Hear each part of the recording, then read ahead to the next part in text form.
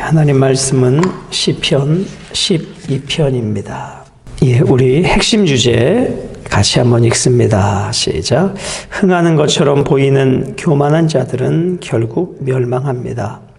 하나님의 공의로우심과는 달리 현실에서는 악인이 의인을 이기는 경우가 많아 보입니다. 그러나 성경은 마지막 심판이 있음을 말해줍니다. 성도는 하나님의 공의가 완성되는 마지막 심판을 기다리며 악을 대적하고 진리를 고수해야 합니다. 아멘. 오늘 시편 12편은 거짓이 만연하는 시대에 드리는 의인의 믿음의 호소입니다. 거짓이 만연된 시대 속에 드리는 의인의 호소, 다윗의 시편으로 12편은 소개되고 있습니다. 자, 1절 말씀입니다. 여호와여 도우소서. 경건한 자가 끊어지며 충실한 자들이 인생 중에 없어지나이다. 자, 여호와여라고 하는 신명은 언약에 신실하신 하나님을 말씀한다고 했습니다. 언약에 신실하신 하나님, 그 언약을 이루어 주옵소서.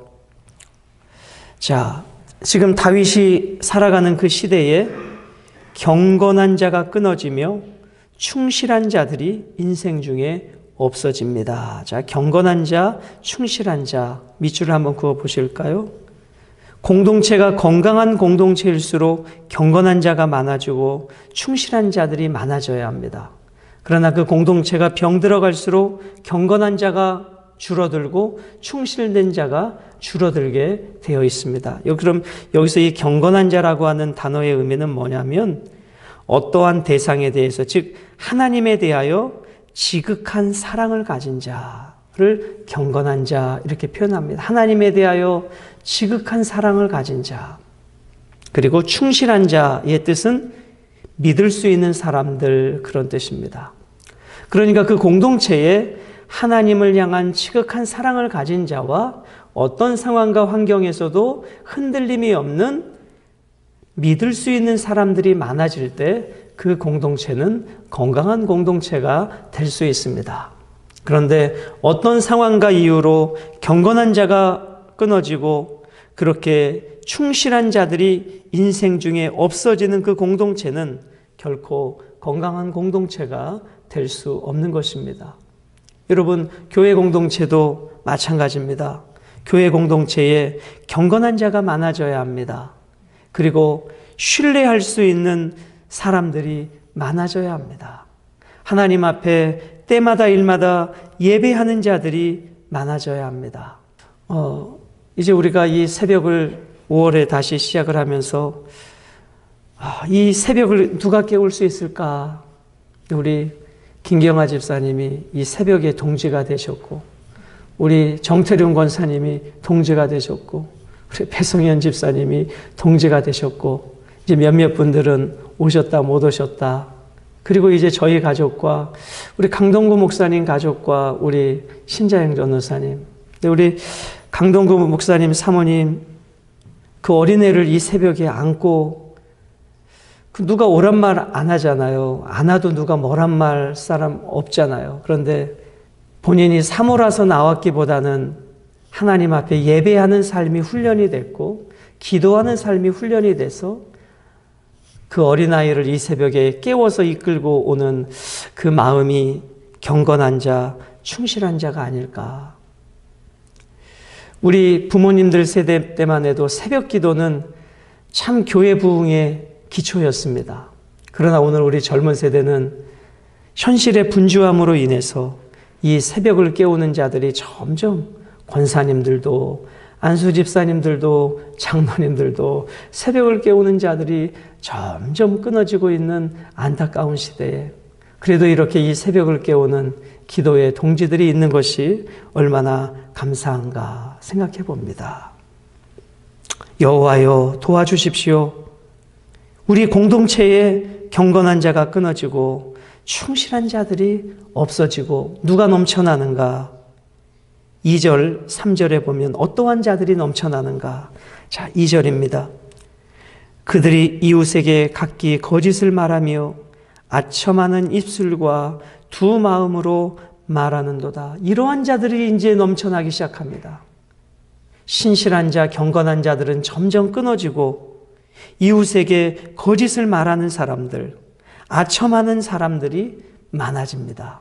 자, 그런데 우리가 1절에는 경건한 자, 충실한 자 이렇게 표현했죠. 그런데 2절에는 거짓을 말하는 자, 아첨하는 입술 이렇게 표현합니다. 자, 그러면 거짓을 말하고 아첨하는 입술을 말한다라고 할 때, 자, 아첨하는 입술은 어떠한 입술을 말해요? 과장되고 거짓의 말을 하는 자들을 말합니다. 사람들 앞에서 아첨하고 거짓을 말하고, 그런데 그 다음에 두 마음으로 말한다. 자, 두 마음의 밑줄을 한번 그어 보실까요? 두 마음. 한 마음과 또 한 마음이 있습니다. 자, 어떠한 마음이 있어요? 사실을 알고 있는 내 마음이 있어요. 그런데 또 한 마음이 내게 있어요. 그 마음은 뭐예요? 사실을 알고 있지만 사실과 다르게 말하는 내 마음이 있어요. 이게 두 마음입니다. 분명히 본인도 사실을 알아요. 그런데 사람들 앞에서 다르게 이야기해요. 이게 두 마음입니다. 이 사람에게는 이렇게 말을 하고 저 사람 앞에서는 저렇게 말을 하는 두 마음의 사람이 많아질수록 그 공동체는 거짓과 아첨하는 입술로 망하게 될 것입니다. 그런데 사람들은 그것을 잘 분별하지 못해요. 대부분 이 사람이 나와의 어떠한 관계를 갖고 있느냐로 그 사람을 판단하지 그 사람을 객관적으로 보려고 하지 않습니다. 그래서 아첨하는 사람을 좋아하고 아부하는 사람을 좋아합니다. 두 마음으로 말하는도다. 사실을 알고 있는 마음과 그럼에도 불구하고 다르게 말하고 있는 그 마음, 이것을 오늘 성경은 두 마음으로 말한다라고 표현하고 있습니다. 경건한 자는 한 마음입니다. 이래도 한 마음이고 저런 상황에서도 한 마음입니다. 그런데 아첨하는 자들과 거짓을 말하는 자들은 이 상황에서 말 다르고 저 상황에서 말 다릅니다.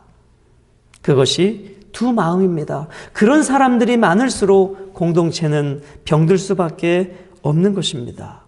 그러므로 대통령 옆에는 경건한 자가 많아져야 하고 충실한 자가 많아져야 하지, 아첨하는 자, 거짓을 말하는 자, 아부하는 자가 많아져서는 그 정부는 성공할 수 없는 것입니다.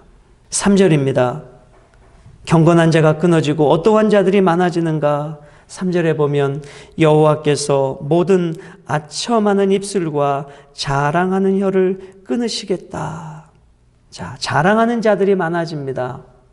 자, 자랑하는 혀는 뭐예요?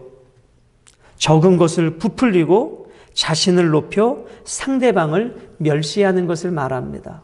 자기가 이만큼 했으면 이렇게 했다라고 말을 하고, 그리고 상대방을 깎아내리고 무시하는 그러한 자들이 공동체에 많아질 때 그 공동체는 병들어갈 수밖에 없는 것입니다.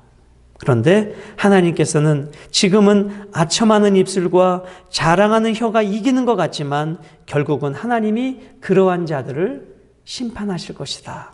자, 혀를 끊으신다. 이것은 되게 무서운 말이에요. 혀를 끊어버리겠다. 여러분, 고대 근동에는 그러한 형벌이 있었어요. 혀를 잘라버리는 거, 혀를 뽑아버리는 거. 우리도 가끔 사극에 보면 저 녀석의 혀를 뽑아버려라. 그런 말이 있잖아요. 그러니까 그 시대의 사회성을 빗대서 이렇게 표현했습니다. 거짓된 말을 하고 아첨하는 자의 혀는 누가 끊어버리시는가? 하나님이 끊어버리시겠다라고 말씀하고 있습니다. 4절입니다. 그들이 말하기를 우리의 혀가 이기리라. 그들은 누구예요? 거짓된 말을 하는 자, 아첨하는 자, 그러한 자들입니다. 두 마음으로 말하는 자들입니다. 우리의 혀가 이기리라. 우리 입술은 우리 것이니 우리를 주관할 자 누구리요 함이로다.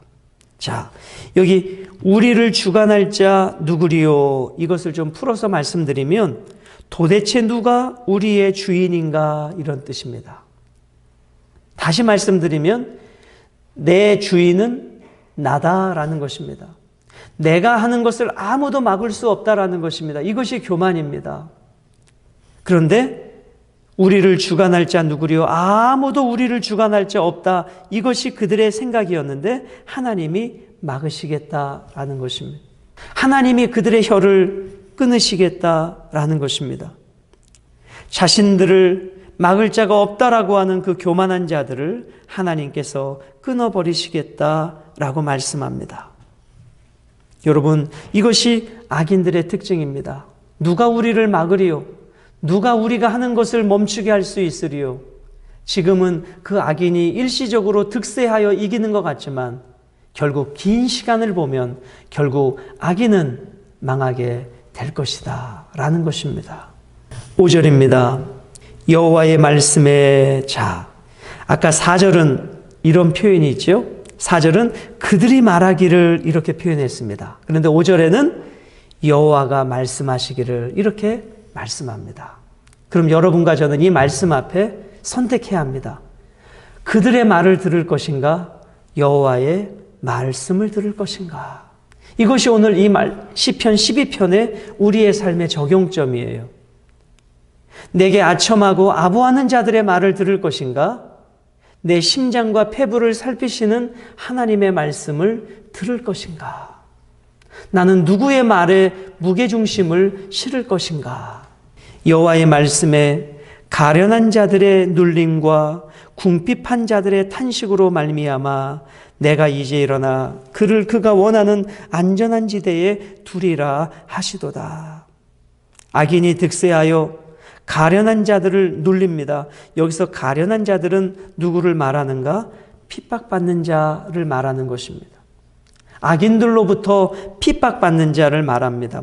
단순히 물질적으로 가난한 자들을 말하는 것이 아니라 악인들로부터 핍박받는 자, 악인들로부터 공격당하는 자, 여기서 이렇게 말하고 저기서 저렇게 말함으로 이간질시키는 자들을 통해서 고통받는 자, 그러한 자들을 오늘 여기서는 가련한 자들이라고 표현합니다. 그들이 지금 악인들의 득세 앞에 어떻게 있어요? 눌림을 당하고 있어요. 자, 그 다음에 궁핍한 자 이렇게 표현합니다. 궁핍한 자는 누구예요? 도움이 없이는 살 수 없는 자들을 말합니다.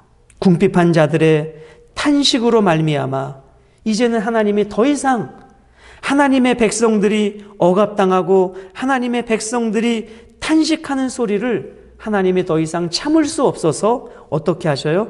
내가 이제 일어나겠다. 여러분, 하나님이 일어난다 이 표현은 인간 언어적인 표현이죠. 이것은 뭐예요? 보좌에 앉아 계신다라는 표현과 일어났다라고 하는 표현은 하나님이 어떻게 행하시겠다는 그 느낌의 표현이에요. 이제 하나님이 더 이상 악인들의 득세를 참을 수 없어서 악인들을 심판하시겠다. 그 의미가 이제 일어나 이런 표현입니다.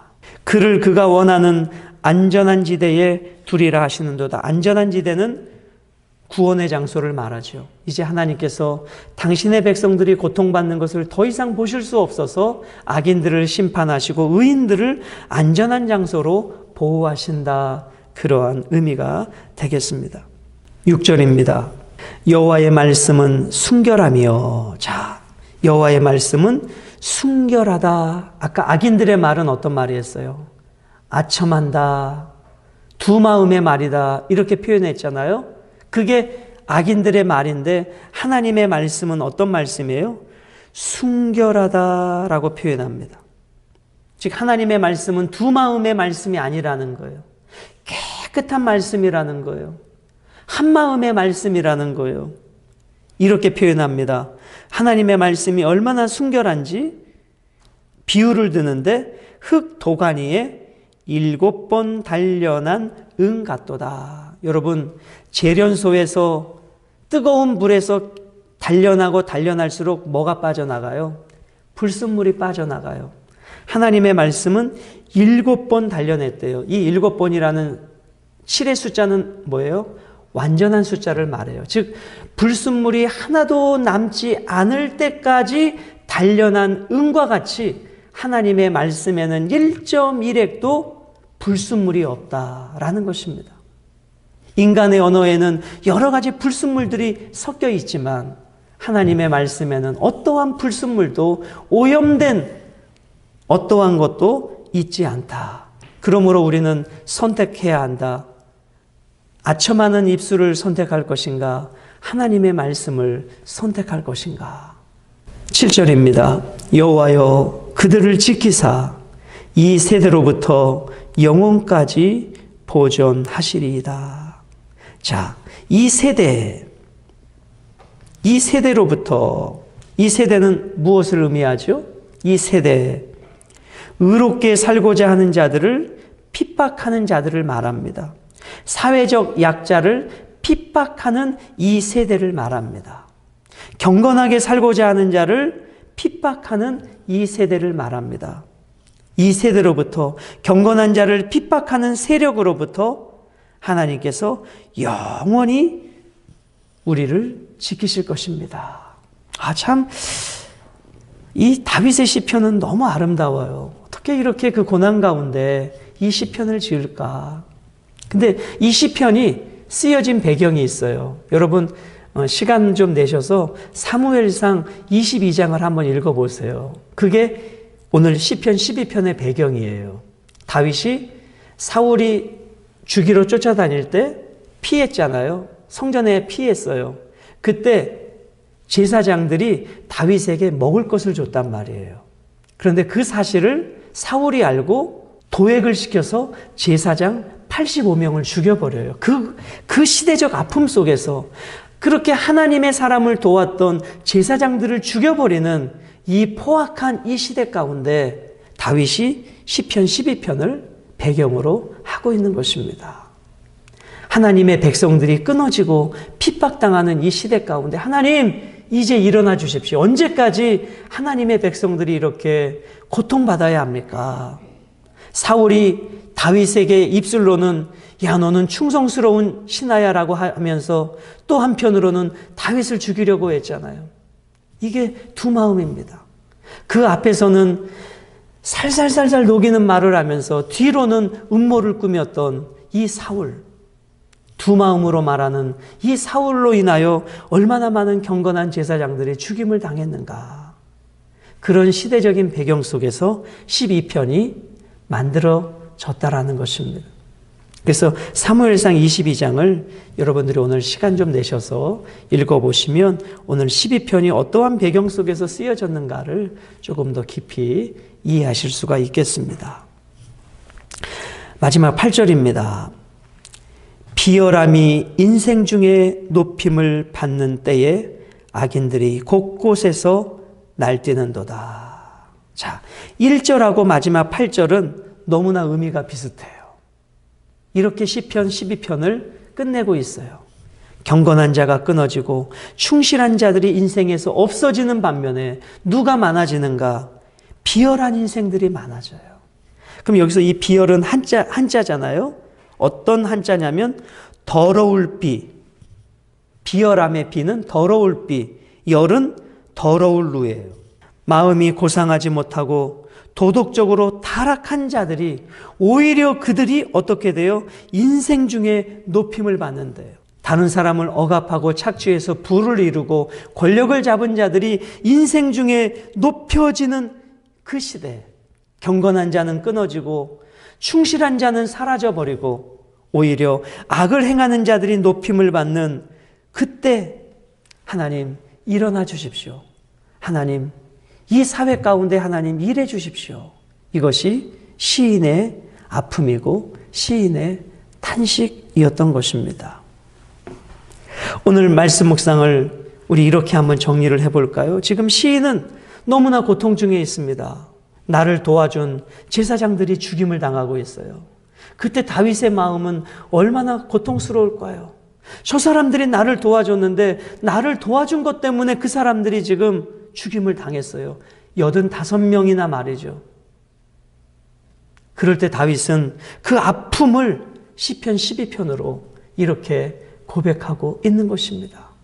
경건한 자들이 끊어지고 충실한 자들이 인생에서 사라지고 있습니다. 하나님. 여러분 지금으로부터 약 3000년 전에 여러분과 제가 다윗이었다면 이 현실 앞에 얼마나 고통스러울까요? 나를 도와줬던 자들이 나로 인하여 목숨을 잃어가는 그 현실이 얼마나 가슴 아플까요? 그 절박함으로 다윗은 하나님 앞에 일어나 달라고, 하나님 일어나 달라고 요청하고 있는 것입니다. 오늘 우리가 살아가는 이 시대에 하나님 경건한 자들이 많아지게 하십시오.